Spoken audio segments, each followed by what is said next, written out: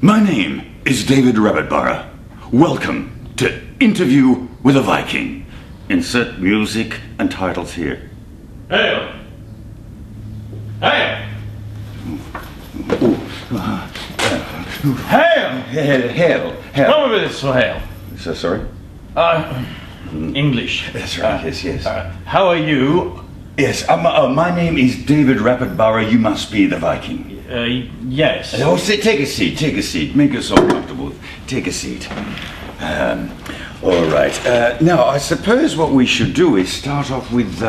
Now, what do you know about Vikings? Oh, what do I know about Vikings? They're very good at stirring operas, Germanic as such. Nay. You're confusing Germans with Vikings. Vikings are Scandinavian. Oh. From Norway, Sweden, Iceland. I see. Yay. So they don't sing opera? Nay. All right. Opera is much later than what we do. Oh, so they came later on, did it? Yay. Okay. All right. Well, look. Let's start off with. I suppose we should start off with the truth. Tell me about yours. Oh, by the way, what is your name? Ulfricka in Hrafen. Ulfricka? Nothing. Ulfricka? Yeah. In Hrafen. Yes. Ulfricka in Hrafen. Well done. Thank you. Well, listen, tell me about yourself. Well, I was born in 973. Mm-hmm. I am 40 winters old. Yeah. Oh, you mean as in years? 40 years? Yes. Oh, yes, okay. Yes. You call years, we call winters. Oh, you're right. Yes. I was born in Iceland, in Snæfellsnes. We lived there with my family until the age of about 16. And then I went to my uncle's farm to be fostered, which is where you go to learn about living in another family and how they live. And then after that, I then started drawing a Viking. Okay. Now, the next question is an interesting question. I think the people looking in would like to know, how do we actually know about these facts, the actual facts about Vikings? How do we know? Well, in your place, you find things in the ground, or you see in the hills and in the land, you'll see a mound. Yeah. And often the mound is away from everything else. So people will look and they will go, what is in the mound? Or, for example, when the land cools, the sea recedes and certain things stick out of the mud where the old trading centers and things were. So you find things. And sometimes when people are digging for peat, which they use to heat in winter, they will find bodies in the peat. Really? Yes, so they think that it is a person who has been murdered, but often it is a person from long ago. Oh, and do these bodies decay? I mean, do they rot away? Nay, because in the peat, yes, what happens is you get layers of mud, right, and there is no oxygen, so no little creatures can eat the body. So you find they come out of the ground, they look basically like they've been tanned, like leather. Right. So suppose when you're digging in the ground and when you're studying things from the past, is that called archaeology? Is that the thing? That is what you call it. All right. Okay. Very good indeed. Okay. Now, let's see. I suppose we can start by thinking about the everyday life of a Viking. What would be a typical day in the life of a Viking? Well, it depends, but for most Vikings were actually farmers. So they would be looking after cattle or horses, sheep. They would have gone out and tended the fields. Basically any standard farming environment. You obviously have the person who owns the farm. They are the carl of that farm, and then you have the thralls, who are like what you call peasants. Oh, okay. And they work the land, and they are charged with doing all the labor. And what do you call them? Thralls. Thralls. Yes. Okay. So we have jarls. Right. A jarl is like your leader. Right. Then you have a carl who is a freeman. I am a carl. I'm actually a huskarl. A huskarl. Yeah. Right. A huskarl can either be important member of a farm community, or in my case, because obviously I have the weapons and the armor, I am a military huskarl. So I am the retainer and elite troops of our leaders. So what you're telling me is not all huskarls are actually in the military or go into battle. Is that correct? That is correct. Fantastic. See, I didn't know that. Yes. Oh. So the name huskarl actually means house carl. How? Oh, I see. Yes, yes. So a house carl. And if you're in the military, would it be different? Yes, most of us. I mean, as you can see, I have the mail. I have a sword. I have a very nice helm. I have spears. I have a horse. So I am quite well off. But a lot of these things, for example, the sword is a gift from my bondi. Your what? My bondi. Your bondi? Yes. Yes. A bondi is like a leader. It's a person that you are oath bound to. It is where you get the word bond from. Really? Like bonded warehouses. That's the English word? Yes. We get it from your Viking? Absolutely. That's amazing. Absolutely. All right. So yes, that is the person that I have sworn my oath, and we exchange gifts. So in my service to him, he gives me the sword. Fantastic, excellent. And I suppose depending on your role in the village, that you would be doing certain things at certain times of the day. Would that be correct? Yes, yes. Okay. So if you're getting up in the morning, let's say you're working on the farm, what would you be doing? Most farmers, they take the animals out into the fields. Right. So and we usually give the responsibility of looking after those to the younger children, sort of around the age of 10, 12. Then, of course, the thralls will be going out and tending the crops and making sure that there's no weeds and stuff like that. And you, of course, you get up, you break your fast in the first thing in the morning. Right.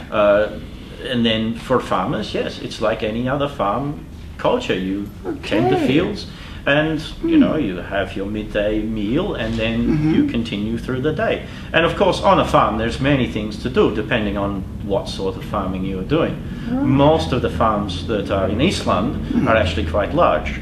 Right. So they would have many different things, many different animals, many different foods. Right.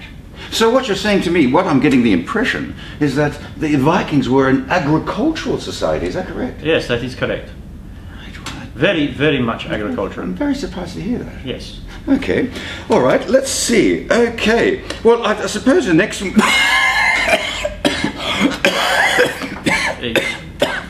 It's the pipe. I've given up really. But I suppose the next thing we should do is have a look at the mystery object.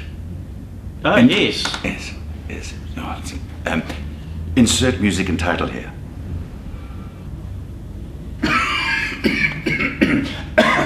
So here we are at the mystery object. Okay, Yeah. so let's see. Now, don't tell me what it is. Okay. And your name is Alfricka, isn't it? Ulfric. Ulfricka, sorry, Yes. Ulfricka. All right, Ulfricka the Viking has got this mystery object that I have to guess. All right, let's have a look. So, it's made out of wood. Okay. Now can you just give me a hand? We'll just tilt it over. You can see that it's actually hollow. All right, it's actually hollow. So, okay, let's see. Let's see. I know, baby bathtub. No. It's not a baby bathtub. No. Okay. Oh no, a Viking chamber pot. It's a bit big for that, but no. All right. Let's see. Oh, I know what it is. I know what it is. Turn it around. Let's turn it upside down. Let's turn it upside down. Here we go. It's Viking drum. Get shotgun. Get shotgun. Nay. No. Nay. It's not a. No. Okay. Let's turn it the other side. I know what it is. It's a little bit for a leprechaun. The leprechauns are for Ireland. From what I just that's right. Ireland. I'm sorry. That's right. I'm sorry. No disrespect. Actually, you're a Viking. You're not from Ireland. I know it's a boogie board for Viking surfing, right? What is boogie board? Oh, it's something that you don't worry about it. It's something they use in the surf. Look, I'm totally lost. Ulfricka, you have to explain what this thing is. Well, the smaller ones of this are basically for holding your foodstuffs. But this one has a very specific purpose. It is for making bread. Oh, it's used in the kitchen. Yes. Okay, tell me about it. Tell me about it. So, for example, you would be putting your flour and your water and your other things in here, and you knead the dough just like you would. But for us, we make flat bread. Flatbread? Yeah. Like a pizza? Similar, yeah. All right. And in fact, the Vikings had pizza. That's the funniest Viking humor I've heard. No, you didn't, did you? It's true. Really? Yes. Well, tell me about the flatbread. Yes. You would put the fish and the other things on the flatbread with the cheese. You just didn't have tomato. They come from South America. Are you here today telling all the viewers that the Vikings invented pizza or were closely related? Many cultures actually have what you call pizza. It is a flat bread or a pastry, then you put foodstuffs on it and put it in the oven. I am gobsmacked. Yes. I'm very hungry, but gobsmacked. Yes. Okay, and so now, whose job was it to make the bread in the kitchen? Generally, this is a woman's job. Oh, okay. The husfrau. The what? Husfrau. Husfrau. Husfrau. Yes. Husfrau. Okay, and she was responsible, obviously, for all the cooking. Mostly, yes. She would have had female thralls to help. Female what? Thralls. They're like peasants. Peasants, right? Some people call them slaves as well. Oh, I see. Yes. So really, in that way, so these peasants or helpers were sort of semi-slaves, were they? Mostly, yes. Some of them could have been taken from raids, for example, in England or Ireland or other places, and they would have been servants. Right. And then others may have just simply been born into it. Really? Yes. So as children, they grow up in the Thrall society, but if they prove themselves, they can then be made free and become cards. And could thralls hang out with other thralls, or they would always do that? All right, so they weren't segregated. They would sleep in their own area on the farm. They would have their own hall. That's amazing. I never knew that about Vikings. Yeah. Okay, so and is there a special name for this actual trough, or is there a special name, or? Not really. You can call it a breadboard. Breadboard. Breadboard. Breadboard. No, really? Yeah. That's another English word. Yeah. That's remarkable. You were quite clever, you Vikings. Okay. All right. Well, thank you very much for enlightening me and the viewers about this kneading and dough making tub here. Let's go back to the table, shall we? Yay. After you. Thank you.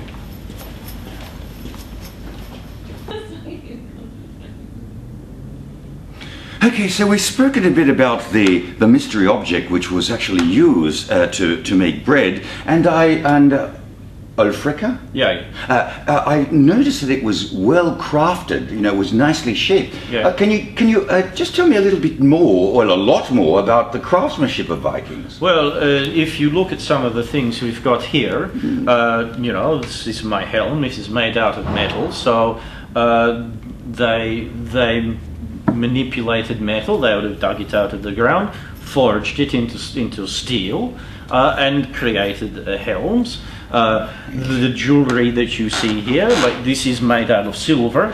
Silver was a very common thing that we used. So, for example, that is a cloak pin that you basically put through the fabric, and then it sits and holds itself in place. All right.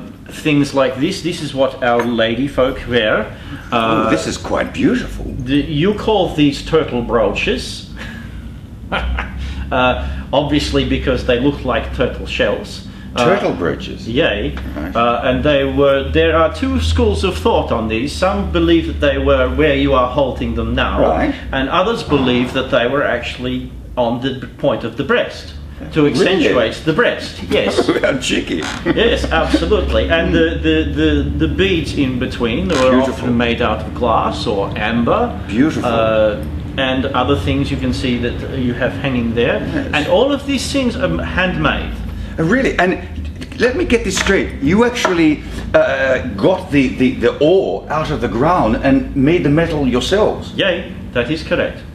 That's amazing. I wasn't aware of that. Yes, as with anything, copper, silver, gold, all of these things, we'll have to bring them out of the ground. That's amazing. To do things like this. Now I noticed that some of these things are quite large. As the actual size of the actual jewelry have to do something with its importance, or? Generally, it is if you have a bigger piece of more elaborate, the more valuable it is because of the time and involved and the materials involved. So often things were measured by weight. For example, I could turn around and go to a merchant with this because this is sterling silver. Right. I could turn around and go, okay, I want to buy this axe. Right. And he would say that is going to cost you X silver. And I could then put that in his weighing thing. Yes. And I could turn around and go, that is X weight of silver. And he would go, well, you need a little bit more, or it could be a little bit too much. Right. And we would barter. So this would be irrespective of the beauty of the actual object. It'd be just seen as the metal itself being its worth. Generally, it is by weight. That's right. Unless someone specifically likes that piece. Sure. But you can often find that there are big finds of lots of silver. Fantastic! I never knew that you actually made from the ground to the actual melting of the metal to the actual work itself, and it's quite exquisite indeed. Okay, all right. Now, look, there is something that I do want to clear up here, because everybody knows, don't we, that the Vikings are a very, very, very violent race, a sort of bloodlust as such, you know? So you know, what you're saying? Well, I'm saying that it is generally well understood in historical circles and in the folks who are watching that the Vikings were, you know, a violent breed. No more than everyone else. The Irish were fighting each other, the Germans were fighting each other. People were carving out kingdoms in all over Europe. Yes, we went on raids, but most times when we go Viking, we go trading. We bring these things. We bring wool. We bring other things, and we bring back commodities to our homes. Hold on. Alfricka, what you're trying to convince us is that you're saying that the Vikings weren't an extremely overtly violent race, and that only some of you went raiding? Yeah, most of us are farmers. And even those, if they went to Viking, they might go Viking once or twice in their entire lifetimes. Once or twice? Yay. I thought all of you were sort of remording, going to everybody. Nay. You didn't? No. If you look at the Viking period, yes, there were times, yes, when we went in certain places. If a place was weak, many people would learn, and they'd go, oh, okay, these guys are weaklings. We go there, we take their stuff, and we go home. Other places, it was very hard to fight. In places like England, they would, at certain times, they had armies and fortifications and things. So it is a thing that everyone was being violent. There was, you know, the Irish were busy carving out their own little fights between each other, and England, you know, different little kingdoms, they were fighting each other all the time. Even in our homelands, we have different kings coming to power, and they fight each other.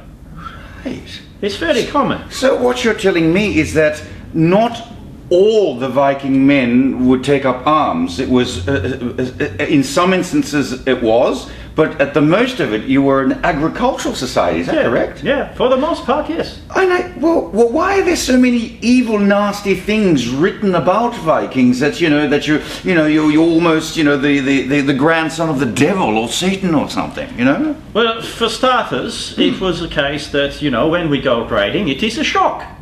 You know, think about it. If you're sitting at home, Yes, right, yes. and someone comes bursting in your door with a weapon, Yes. you know, comes in Yes, yes, so yeah. Yes, yes. Well, what do? You do what you do now. You go, ah! Wait a minute. Oh, I see. Yes, I see what you mean. So what you're saying is that the people that you attack would write these things as a way of casting this sort of evilness amongst your people, because you were virtually the enemy. Yeah. Is that right? Yeah, and you always do that. It is, these guys are bad, and this also is a way of telling people that if, say, these people are coming, to be careful. All right, so hold on. So what you're telling me is that it was a form of propaganda where, you know, you had this reputation, a huge reputation of being but really, a lot of you weren't doing that at all, is that right? That is exactly right. Right. I am absolutely gobsmacked. Isn't it? So what you're telling me that it was basically an agricultural society and some of you went out raiding, or would you call it Vikinging? We go a Viking. We go a Viking. Yes. We go a Viking. Or Fara Viking. Fara Viking. Fara Viking. All right. Now look, I have to look. I am so grateful you've come here and doing this interview, but you've come a little bit unprepared. What am I missing? Well, I think, you know, you sound like a Viking, you walk like a Viking, you wear like a Viking, you even smell like a Viking. But you don't have one of these. What am I missing? Oh, you're missing. Come on, don't kid me. Look at this, eh? Hey, where's your horned helmet? What's this? What's this? I tell you, this is rubbish. What do you mean? Okay, we have of these only one example of a helm. A helm, one of these. That's what it's called, a helm. Helm, yes. What you call helm, right? That has anything that could even be having horns on it. Mostly, this is a Gunnerstrup cauldron, has a figure with the horns, but that is Celtic. It was found in Denmark. Denmark? So it's this. Oh, yes. It's rubbish. Yes. Right? Yes. That is right. Do you mean to tell me that Vikings did not have horns on their helmets? That is exactly correct. Did you hear that? Vikings do not have horns on their helmets. So that's why this now looks remarkably like that. Would you please wear that and just show the viewers what you... So that is the authentic look of a Viking. You see? So really what they did, they added the horns on later. That is... Alfricka, that is... Thank you very much for clearing that up. Well, think about it. Right. If you have two dirty great big horns sitting out the side of your head, and someone goes to attack you, what is going to happen? Oh, right. It might get in the way, you might... Yes, and what happens when I am going for a swing? Where is my arm going? It's going forward towards me. And it get caught in the horns. So, did you... How is that? So you can't. You see, boys and girls, ladies and gentlemen, you see it'll get stuck in the horn, so it's totally impractical. Okay, thank you very much for clearing that up. So Vikings did not have horns on their helmets. Okay, let's... That was absolutely amazing. I did not know about these helmets. Now, look, apart from, sort of outfits for war, what other type of clothes did Vikings wear? Men mostly wear what you call trousers. We have belts made from either leather or sometimes a rope made from linen or other things. Like my kirtle here, it is made of linen. Linen? Yes, okay. It is from the flax plant. Flax plant? Yes. Okay. Yes. You would weave the fibers, and we would weave on a big loom, or the ladies would weave on a big loom the fabric. Right. And often it was the case that you would only have a loom a certain width, and so that would be the width of the body, and then you would cut things in such a way that you would use most of the fabric when you're making it. We also wear wool. Wool, yes, yes. Lots of wool, especially in the winter months when we want to stay warm. And we also have a thing called fatmal. Fatmal, yes. Which is a very shaggy fabric, which is designed to keep you very warm. And we trade that all over Europe. The women, they wear dresses. Often in multiple layers. They'll often have an underdress, then a next dress, then a hangerrock, which is the dolls. Right. Yes. And then you have the what they call apron dress, and then you could have cape and cloak. And it depends. If it is cold, we wear more layers of clothing rather than you have big buffy clothing. Sure. So for us, it is more layers. All right. Now that's an interesting thing because you told me that depending on the weather, you would dress accordingly, obviously. But the thing is that you also mentioned trade. So I suppose you would wear different type of clothing depending on where you went. Now, where did you go? Well, many of our traders would go all the way down to Miklagard, you call Constantinople, Istanbul. Oh, right. All the way down. So they would go all over Europe. They even had silk from the Silk Road. Right. So they would travel everywhere, and many different commodities would be traded, like ivory from Voris, veils, that sort of thing. What's a veil? Whales. Oh, a whale. I thought you said Wales. Sorry, you did say Wales. I thought you said veils. Anyway, so that's interesting. So you're telling me that you actually traded far and wide. Yes. You're next thing you're going to say you actually traded in Russia. You never did that, did you? We did. The Swedish Vikings would actually go down the Dnieper River. Really? To Russia? Yeah. I was making a joke. No, all the way to Ukraine. That's remarkable. The next thing is all right. How did you get there? I mean, yes. We build ships like this one you see here. This model. This is a model of our ships. Right.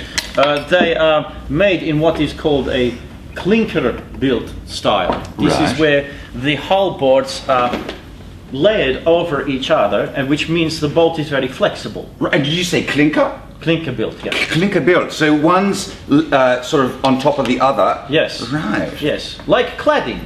Right. Yes. Right. Yes. You all know cladding, don't we, in the 21st century? Yes. Okay. And now, did all of the ships have? Now you can see shields up the front. Can you see the shields there? Right. Yes. Okay. Did all of them have shields like that? Well, no. This is what we call a warship. Okay. So if you had a military ship, they would have the shields. And as you can see in this one, it is a very shallow draft, so it doesn't sit deep in the water, which means you can get further up rivers without having to carry the ship. Sorry?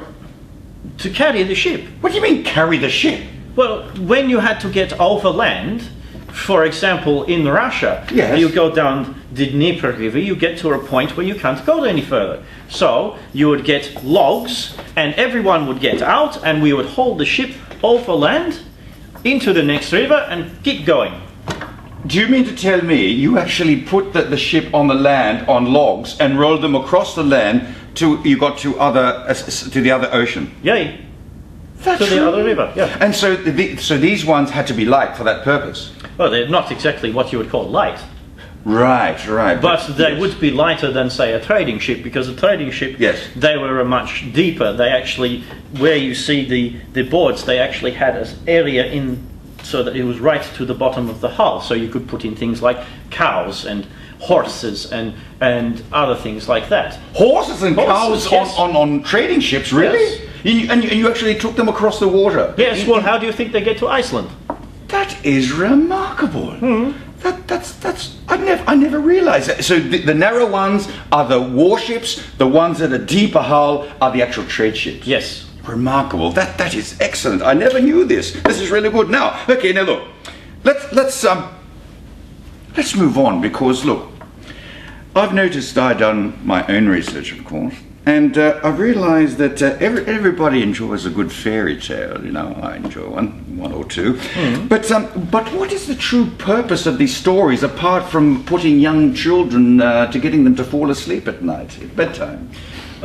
For us, like for example, you have written language. Yes, So yes, we do. we have written language that is runes, but runes were generally only known by people of the upper classes. Did you say runes? Runes, yes. Runes. R-U-N-E-S? Yes. Right, okay. What we call runar. Runar, okay. Runar, Yes, yeah. okay. Yeah, tell me. So for us, you could put them on stones, what you call rune stones, and these things would have, and people could read them. But the problem is that we did not have paper, so you cannot write, and if you even have paper, it will fall apart because it is very wet where we are. So it is not good for storing things. So the information, the language, and all of these cultural things that you need to learn and need to know to be a Viking need to be told in stories.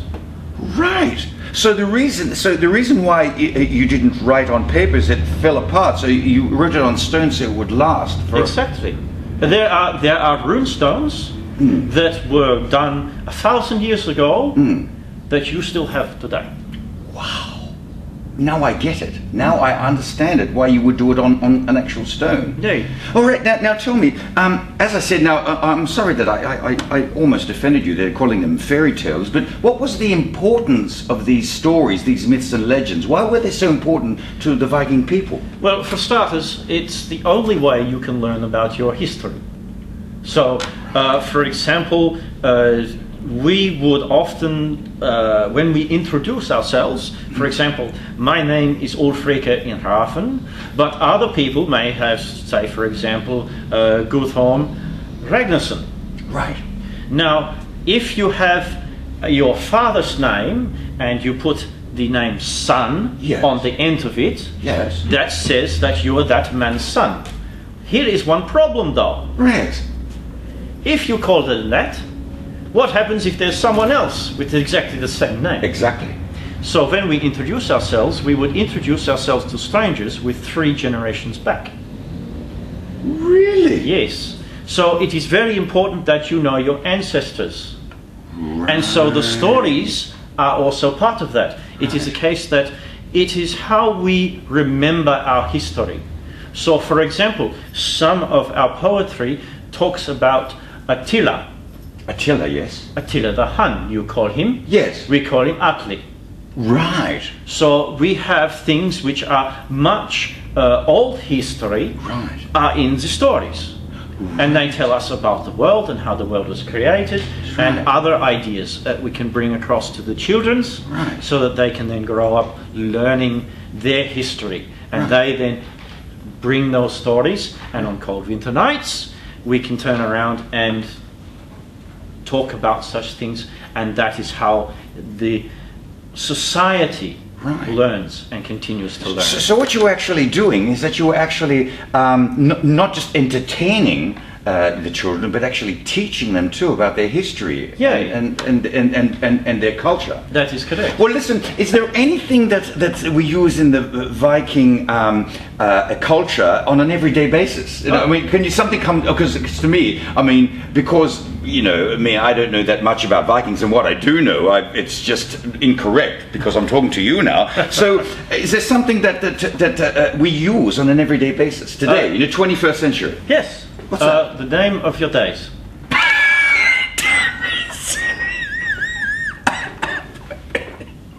Don't be silly. Come on, tell me, what is it? What do you mean? For example, you say Monday. Yes. It is Måndagar. Måndag. Måndagar. That's a Viking word. Moon day. Moon. So Monday is Moon Day. Yes. And like Sunday is Sonnedagar. Sonnedagar. Sordagar. Sonnedagar. Sonnedagar. Yeah. And that's Sunday. Sunday. Yes. And for example, you call it Wednesday. Well, no, we say Wednesday, don't we? Right. Okay. So it's Wednesday. For us, is Wordensdagar. Wordensdagar, which is Day of Odin.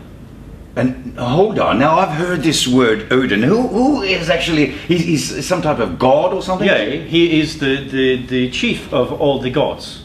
He's the head honcho? Yes. Right, the supreme god.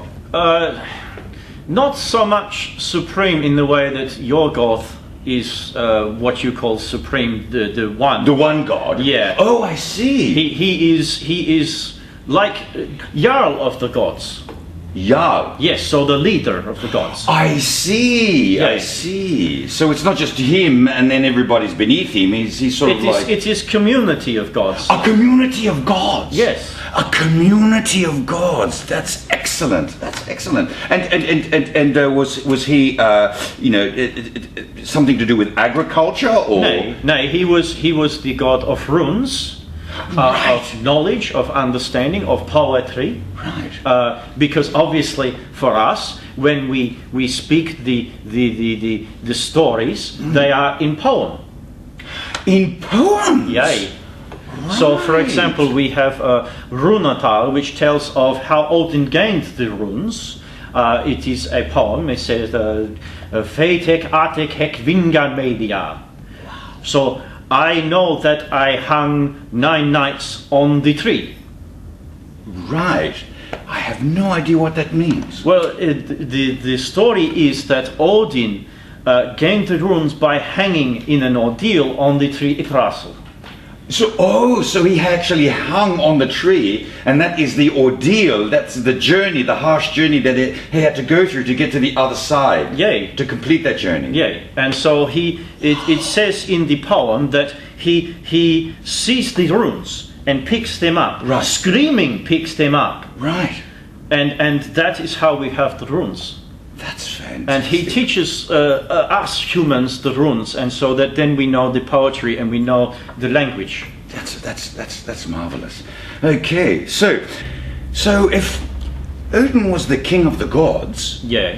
how did you select the king of your people? In the old days, what we would do is the Bondi, so my people, Yes. the Carls, Yes. would get behind a particular individual, and they would come together at a thing. A thing is like what you call parliament.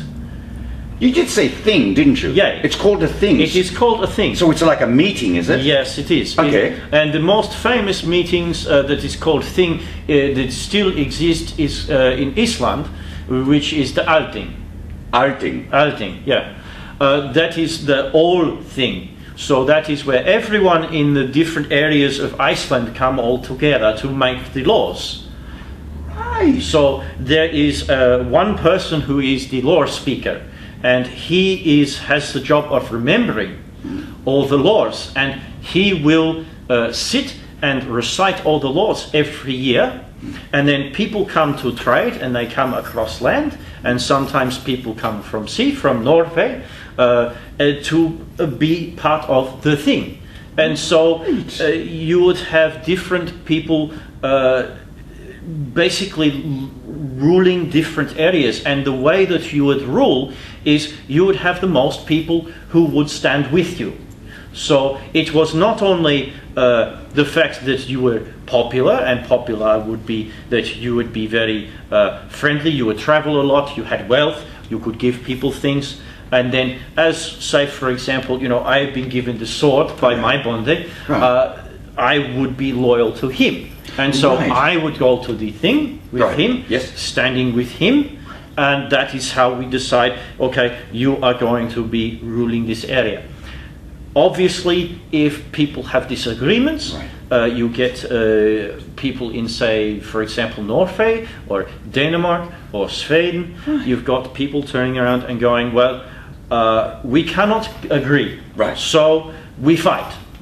Really? Yes, So actually, when there's a disagreement, you actually fight. absolutely. Right. So the warfare creates the rulers as much as popularity does. Right. Because if people cannot agree, there are no courts, there are no police, there is no army. We are the army.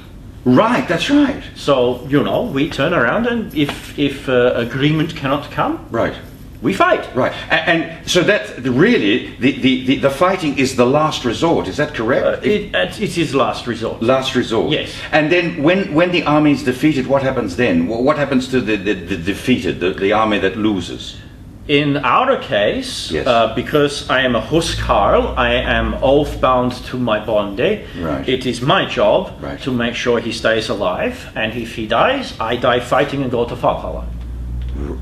Valhalla? Valhalla, yeah. Valhalla, that's an English word. Right. It is our word for Odin's hall, the hall of the slain, where only the greatest warriors go to wait for Ragnarok. Ragnarok. Yes, that is they translate it as doom of gods. Right. And do all people go to Valhalla? No, only those that Odin chooses. Those who are fight well. Right. Well, what if you're a farmer, or if you're a mother, or a children? Where do they go? Where? They go to hell. Hell? Hell. Really? Yeah. And hell is a different place in Valhalla, is it? It is, yes. So non-fighting people go to hell, Yeah. and the fighting people go to Valhalla. Yeah. That is remarkable. Wow. Okay, look. I am actually absolutely gobsmacked at the information, and it's look. I consider myself to be a fine journalist, an intellectual, an academic, but the things that I've learned here today, this interview, is just, I'm amazed. Now look, I'll leave on a few final words. And your name is pronounced Alfricka. Yes, correct. Right. Alfricka, before we say goodbye, what lasting impression would you like to give our viewers about the true Vikings? What would you like to let them resonate in their minds? Many things that you hear about Vikings is made up fantasy. It is things that people have gone, oh, I like this story. This story makes lots of blood, lots of stuff that makes for a great story, But it's not true. We are very complex people, just as you are. Our motivations are just like any other society. We want to live a long life, a long happy life. Yes, we fight, but then in our time, everybody does. True. Well, except for the Thralls. The who? The Thralls. Oh, right. They don't fight. Oh, don't they? No. So you have a selection of people in the Vikings that don't fight at all? That is correct. Fantastic. Yes. Okay. So for us, it is very much a thing that if you want to know about Vikings, you need to understand who we are as a people, not just, they have swords and they go around hitting each other and that sort of thing. It's very a very narrow view of our culture and our society. Right. So really what you're saying is that Hollywood has a lot to answer for. Is that correct? Don't get me started on it. Right. So look, I just want to thank you on behalf of the Australian National Maritime Museum. I'd like to thank you so much, Archaeology, for being part of this. You're welcome. I've learned so much. So I'm sure that you all agree that Archaeology has really enlightened us on the truth. That's it for me. Yes, thank you. The truth about Vikings and the myths that lie behind the truth. Okay, now Alfricka's just taking his clothes off. Are you okay? It's just my armor, it's all good. Oh, all right, he's just taking his armor. Ladies and gentlemen, my name is David Rabbitborough, and you've been watching Interview with a Viking. Insert music and end credits here.